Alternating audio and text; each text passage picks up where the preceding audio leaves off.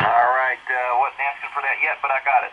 Alright, got the Papa Golf, I got an Alpha Alpha Tango, I got a Uniform Juliet Papa. Who did I miss? Did I miss anybody else? Alright, we'll go back up to the top. Echo Tango coming aboard.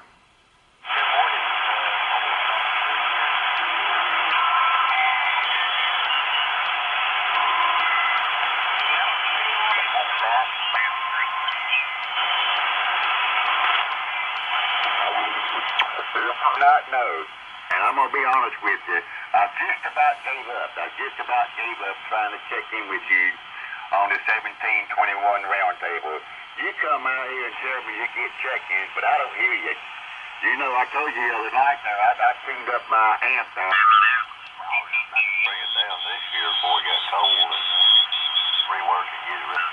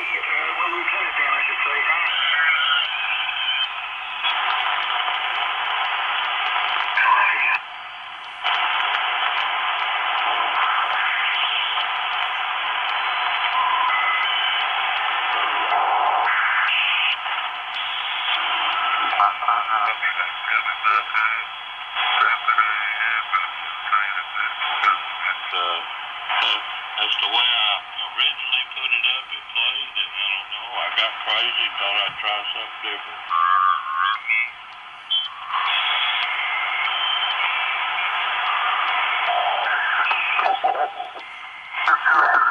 Extreme skies. You got to watch out for him.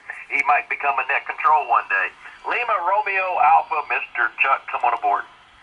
Well, good morning, brother. Stand by, contact. Baker 4, Lima Romeo Alpha. Tom Davis, Mountain Cave Springs, Georgia. On this cool fall day, I just want to let everyone know on the bus. I'm got a big old thermos full of a cask of some Irish coffee and pastries to share with those riding in the back of the bus today. Today we're going to show you the PRC-104 Manpack portable radio, single sideband from 2 to 30 MHz, digital modern Manpack radio. And this was used extensively by the US Army, and some of them might still be in use actually. It is very simple to operate. First does a self-test, and from there it's just easy picking.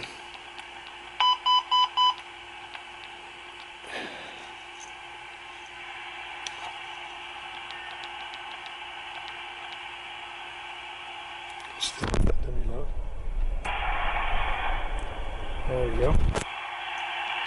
Now at the 20 meter band, just to show you how to operate this radio. There is a backlight.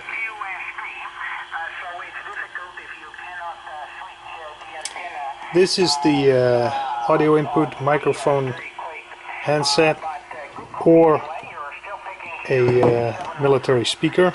This is an accessory port for an external encryption unit, encryptor. The unit has a built-in automatic antenna tuner. This is the base where the whip screws in, but it also has a 50 ohm output, and that's what I have it hooked up to now. selector goes for 50 ohm, that's what we have now, or BNC with antenna tuner, and this is with the whip. You can see if I touch it, it starts to receive. So it's very straightforward. There is USB and LSB capability, and then there is modes for AGC off, for digital modes basically, or AGC fast I should say,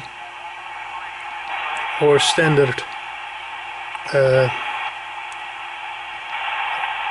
transmit receive. As you see, there is also receive only modes. That's actually all there is when it comes to operating this radio. It's as simple as can be. Let me show you what the size is of this radio and the history behind it.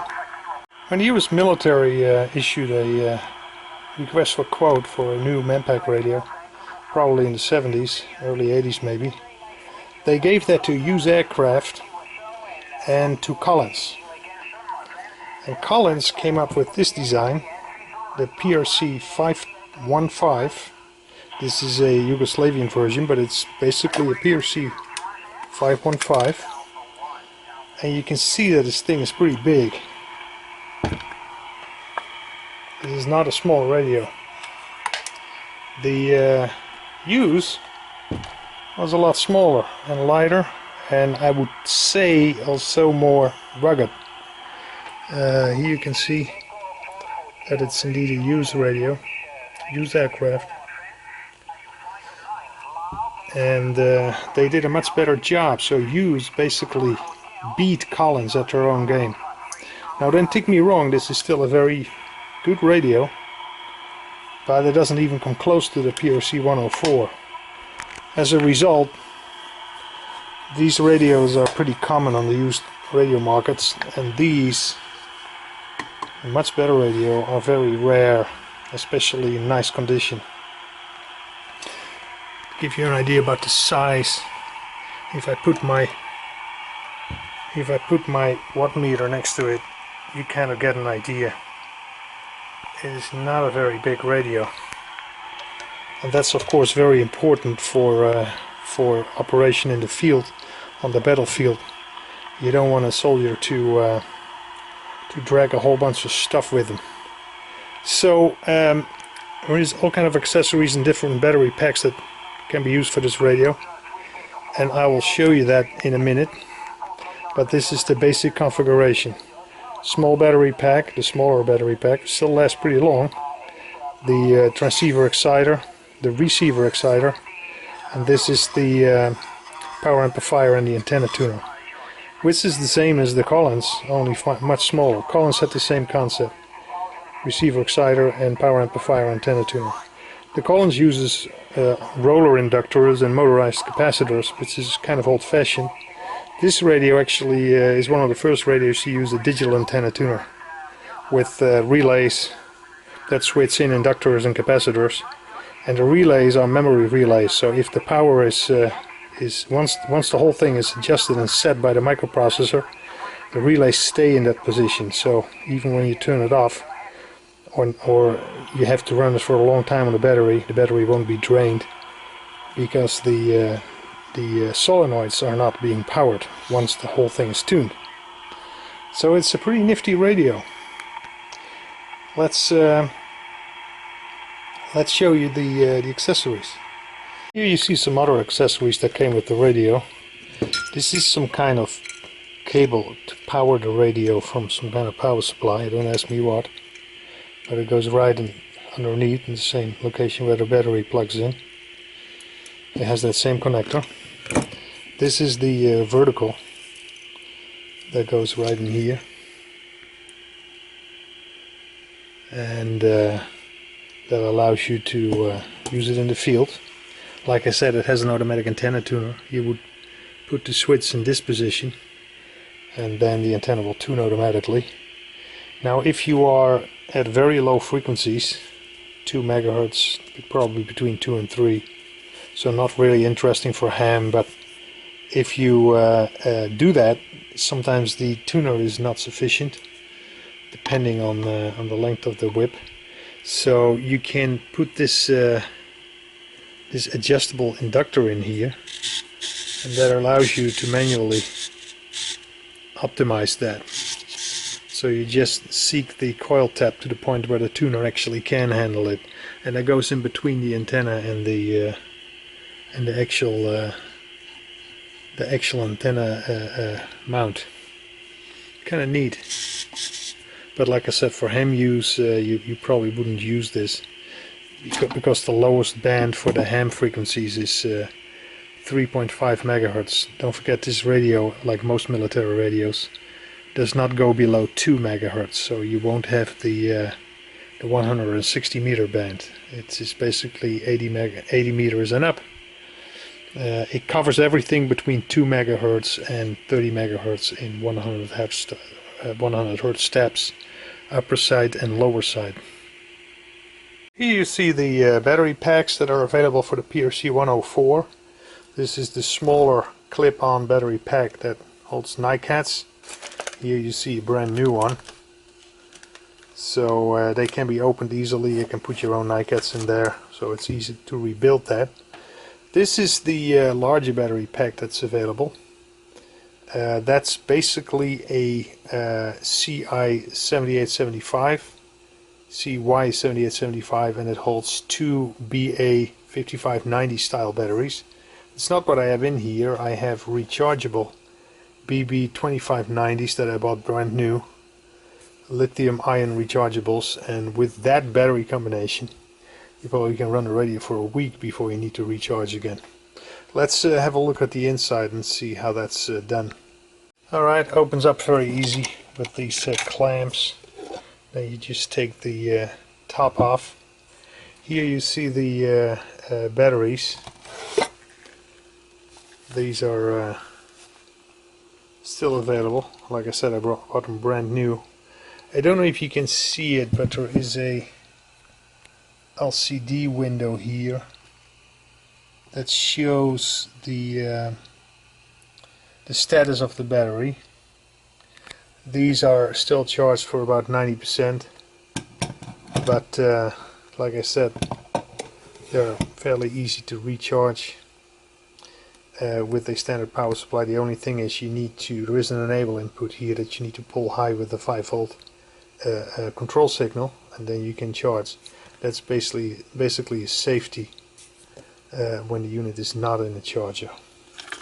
This is the inside of the top plate. There is some electronics in there in case you use lead acid batteries. Then you can charge it here on the side. But like I said, you should not do that with these batteries. These need to be taken out and charged. But they last a real long time. And you don't have to throw them away when they're dead. You can just recharge them. And that is very helpful. See the bottom of the radio. This basically connects with that there. It's very easy to mount on there. And then just 2 clips again to connect it to the radio. There we go. As simple as 1, 2, 3. Let's connect the radio to a speaker and an antenna. Alright, all hooked up. Now I got the radio to the speaker. Of course I could have used a handset. That's what you want to do when you want to transmit as well. This is a H250 standard handset, well known to military collectors. And that goes on here, where we right now have the speaker. Okay, let's turn it on. It's very simple. Volume is all that there is. It does a self-test.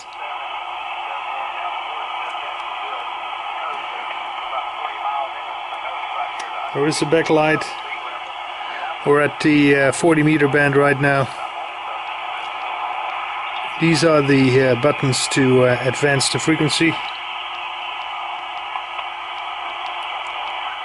The minimum step size is 100 Hertz. Didn't know how much is going on. It's kind of late in the day.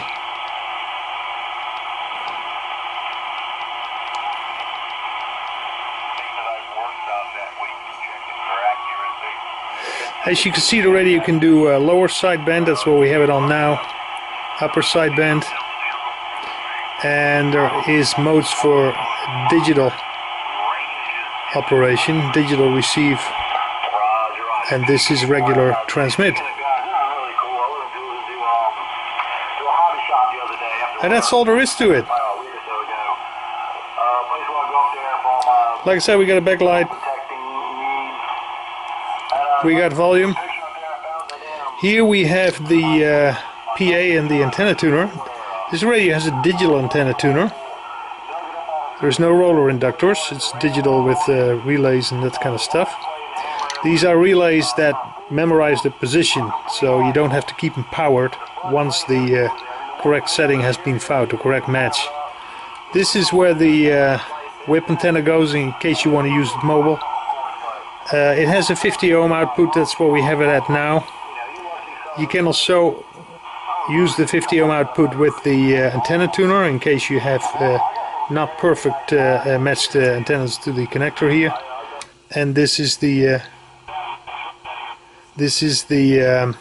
whip antenna position. Very simple. Let's see what kind of power levels we get.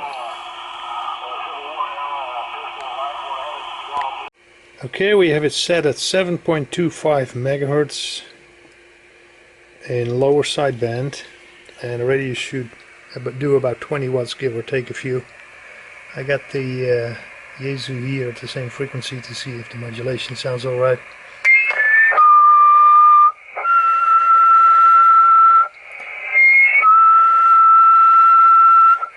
About 19 watts.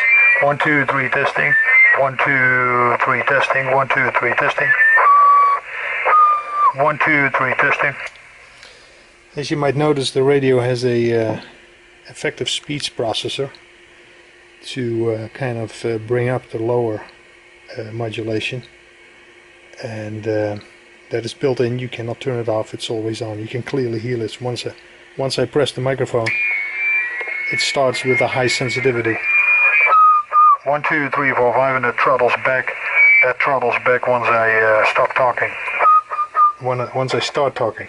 1, 2, 3, 4, 5. That works quite well. Let's go to the 20 meter band.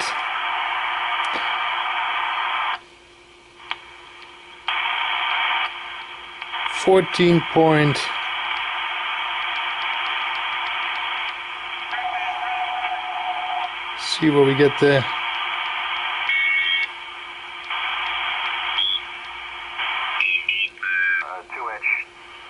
think it was 2-inch. Well, it goes through a thrust break. 40 meter bands. 2-inch, but with the heavy wall stuff. 14.167. That sounds pretty good too.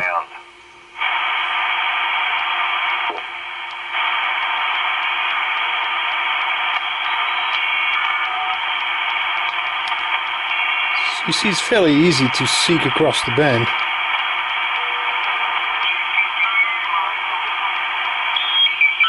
Hello, CQDX, CQ Delta X-ray. Hello, CQDX.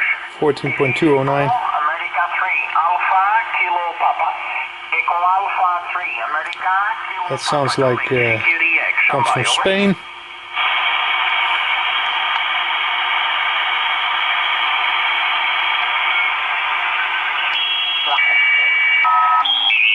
Kind of flipped the U-bolt on and locked it in place.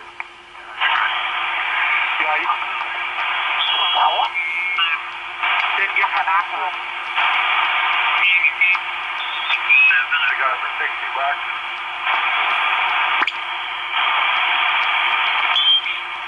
Dile algo, pues yo la arreglo ya mismo.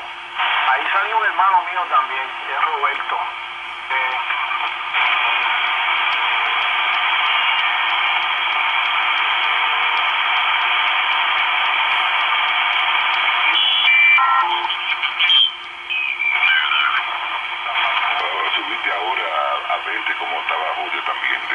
It's kind of nice that everybody follows the 1 kilohertz channels, so you don't have to constantly do the 100 hertz. This is the 100 hertz.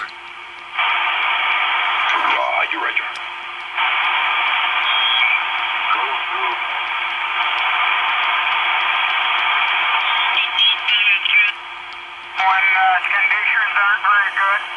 Anyway, Dave, have a beautiful net and wonderful day. Let's We'll be back see how the modulation sounds here. Go to the dummy load. Go to the handset.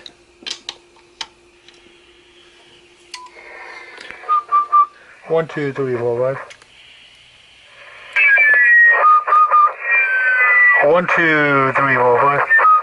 That sounds pretty good. Power level is about the same as what we have in the other band. Works quite well. Well, since we're at it, might as well go to the 10 meter band, see what we get there. 29.3, just for the heck of it. Same power level. Let's see what we get all the way down. Well, let's try the 80 meter band, excuse me, 80 meters, 3.6.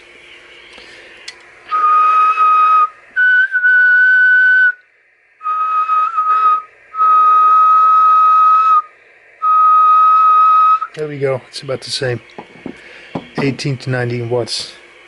And that also comes from the battery. We're not running it off a power supply. Works quite nice. Alright, this is the transit case. I got that still new in the box. I will unpack it for you. This is basically the case, still in the plastic. Let's take it out of the box and see what we have here. Okay. We unwrapped it. Let's take off the cover. You basically see the inside, heavily padded with rubber, and that's where all the different components go. We'll show in a minute where everything goes. Here you see everything in the transport case. There it is, the transport case. And this is basically the radio. Fits in there perfectly. This is the NiCad battery.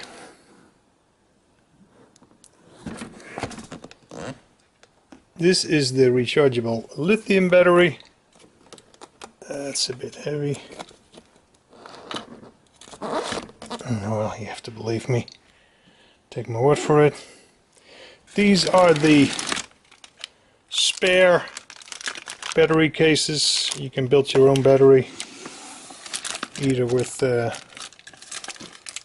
alkaline batteries or with rechargeable batteries. Here is another 2 of those. Here we have the matching coil if you want to work very low frequencies. The whip antenna. Here we have the charge cable for the NiCad battery, and here are the boxes for the new lithium batteries. Actually, I left them in there, but the boxes are kind of nice to keep. And here is the cable to run the radio of an external power supply if you don't want to run it with the battery on a test bench or something. Here we have the handset, the H250, and that all fits perfectly in the case. It's ready for a field day. Actual strips of metal rather than like silver. All right. That was basically it. The military man pack radio AN PRC-104 used in the US Army extensively, and some of them probably still are. Very professional piece of equipment, very rugged, and very usable for ham applications. Thank you for watching this video.